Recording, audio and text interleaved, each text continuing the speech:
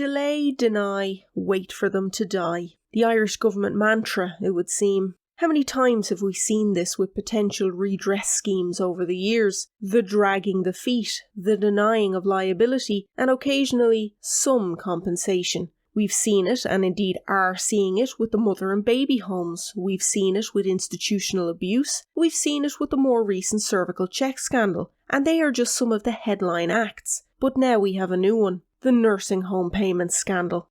This is big. This is so big you have to think it's the end of this current government. They surely cannot get away with this one. A decades-long secret strategy to illegally charge vulnerable people for stays in nursing homes and then drag out the offer of compensation, and even then only to those determined few who get close to a court date. All brought to light by whistleblower Shane Corr and revealed in the Irish Mail on Sunday, the Irish Daily Mail and Extra.ie. If you don't know the full story, I will link the articles covering it in the description below. Suffice it to say, it is huge, and we as a nation owe a great many thanks to Shane Corr and the Irish Mail for exposing it. It spans several decades and involves the highest-ranking politicians in our state. Leo Varadkar, Micheál Martin, Simon Harris, Helen McEntee, all complicit in this horrendous exercise in denying people their rights. Mary Harney, Enda Kenny, Eamon Gilmore, Michael Noonan, Brendan Howlin and James Riley are some of the other names from the past earning those cushy pensions who are also implicated, among others. This scandal has gone on since 1976. In that time, 11 successive governments have continued on unabashed with this shameful strategy. Only when a case got as far as a court date was a settlement offered, and the reasoning is clear: to avoid having a test case that they were sure they would lose, as explained by the Ombudsman report in 2011, which deemed the charges illegal and so would open the floodgates. A sound policy approach, according to our Taoiseach Leo Varadkar when speaking in the Dáil.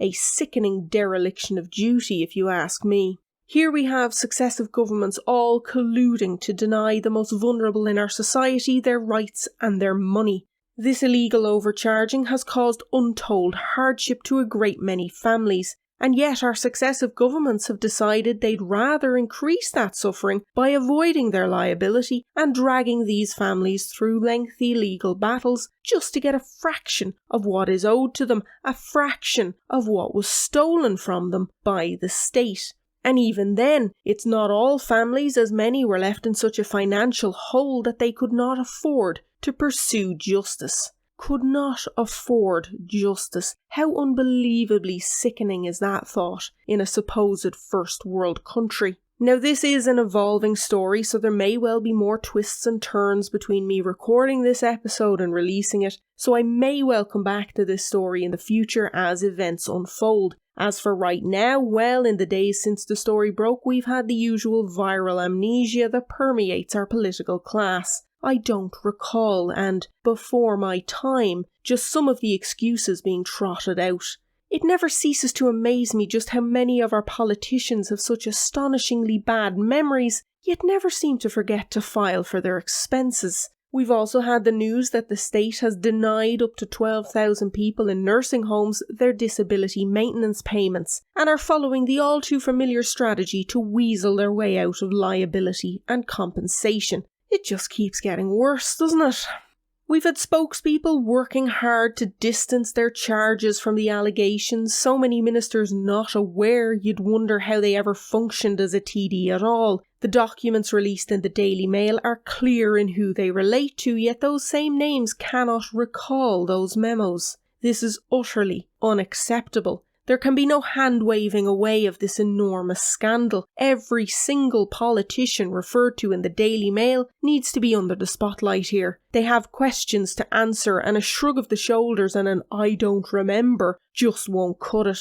There needs to be a proper investigation into this repugnant affair with true accountability. Every single politician who signed off on this or agreed to it should resign in disgrace immediately, and the golden pensions stripped of those who went before. They have stolen from the vulnerable, simple as that. They have colluded to keep that theft secret and colluded further to put justice out of reach. This has to be criminal at this stage. I mean, I know the bar for white-collar crime in Ireland is ridiculously high if you're a member of the elite, but this one cannot be ignored. The three main leaders of our current government have all had their say on this scandal. Leo Varadkar started with his usual policy of lie, be caught out in that lie, and only then drip-feed a few pieces of apparent truth while hand-waving it all away as no big deal. First up was the Pat Kenny show on News Talk, where he denied any knowledge of the memo and insisted it was before his time, only for him to do his usual backtracking in the Dáil the next day, where he admitted that he must have seen the memo and must have been briefed, but he can't remember, only to then endorse this sickening policy by saying it was a sound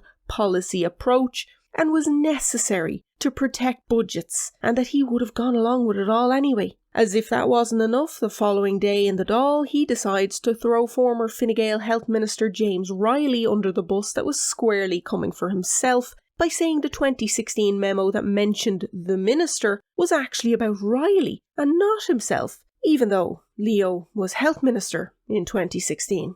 Then we had Green Party leader Eamon Ryan on News Talk backing up this tripe. He didn't know about it at all, but he feels it's a legitimate strategy, as there's not a limitless pot apparently. Funnily enough, there always seems to be taxpayers' money ready to go when they need it, but never anything to pay back ordinary citizens who've been fleeced and let down by our crooked and corrupt governments. Sure, they don't even bother pretending they have any compassion for those affected. I made the point on Twitter that if the Greens had any decency, they'd finally pull the plug on this sham of a government, and that if they did, then maybe, just maybe, they might survive the next election. But I forgot who I was talking about. Of course the Greens were going to back up the government on this one, just like they all voted this past week to deny 24,000 survivors of mother and baby homes any compensation on the frankly ridiculous reasoning that they spent less than 6 months in one of the homes. Seemingly our Greens and government think that anything less than 6 months isn't really abuse. And let's not forget the Greens were also party to the plan to sneakily overcharge regular ESB customers to subsidise big business after the financial crash, a plan that continued on for over a decade. So yeah, morals and ethics are nothing more than words to the Greens, much like the rest of government benches. As for Fianna Fáil and Micheál Martin, well, just like the others, he denied being party to this strategy and wasn't aware of seeing any memos, even though he was also a Minister for Health and has been Taoiseach. When questioned in the Dáil about all of this, he doubled down just like Varadkar and Ryan before him, this time questioning whether the taxpayer of today should continue to pay for historic wrongs. I think the word he was looking for was historical, as while this scandal is very much historic in its ramifications, it isn't exactly historical now, is it? This strategy is still in operation, so how can it be labelled historical? It's ongoing. And should we keep paying? Absolutely. Fairness trumps all, in my opinion. The government should absolutely pay back the ill-gotten gains from this scandal and every other scandal that has shown up the callous, uncaring nature of our government. If we can bail out the banks, bail out big business and pay for what is fast becoming one of the world's most expensive hospitals, among God knows what else, then we can repay what is owed to the citizens of this country. Absolutely repugnant from the leaders of our government parties, downplaying and hand-waving away. Sickening.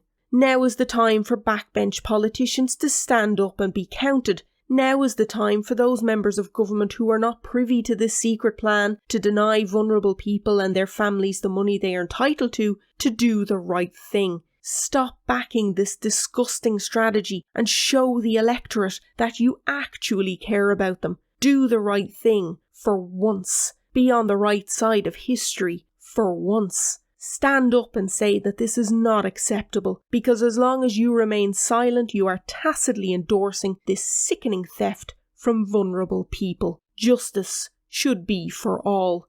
The government simply cannot be allowed to survive this. As I record this, there are plans for this matter to be discussed in the Dáil next week. The Oireachtas Health Committee and the Public Accounts Committee may also look into it.